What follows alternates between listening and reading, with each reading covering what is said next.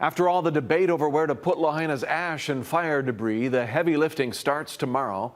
Maui County and federal officials will be moving truckloads of toxic material to the new dump site at Olowalu, approved by the county last Friday. To secure the debris and keep it from going airborne, that material will be wetted down and wrapped in industrial plastic like a giant burrito. To keep the trucks moving, the county is installing a manual traffic light at the intersection of Lahaina Bypass and Honoapi'ilani Highway.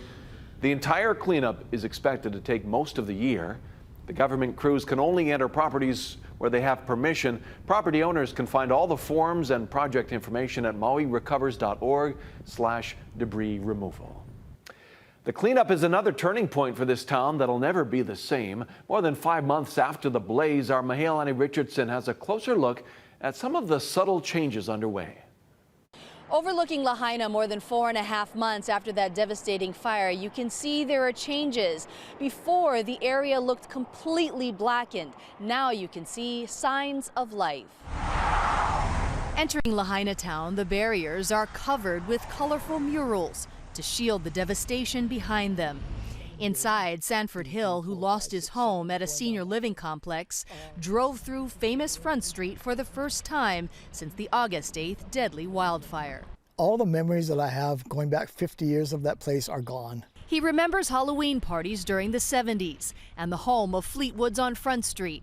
But now the businesses and cottages by the sea are just remnant memories. No matter how they rebuild it, they're not going to capture what I remember Lahaina as, because it's just gone. And I don't think they're going to ever be able to capture the character of Lahaina again. Watching the changes in Lahaina over 5 months, scientists are doing regular water tests of the ocean and say last week's storm dumped more than 4 inches of rain. It wasn't a humongous storm, but it was certainly the biggest storm since the fire.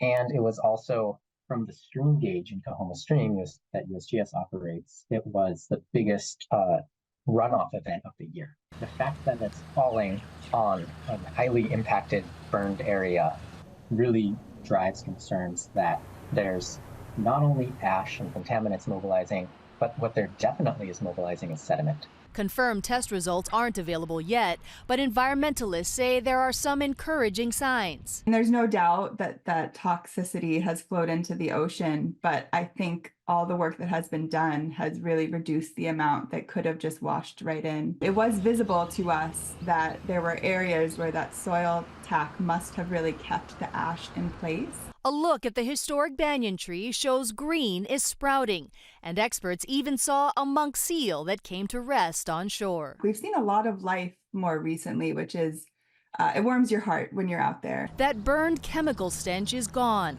and the landscape is being prepared for another change as the historic Pioneer Mill smokestack remains standing above it all.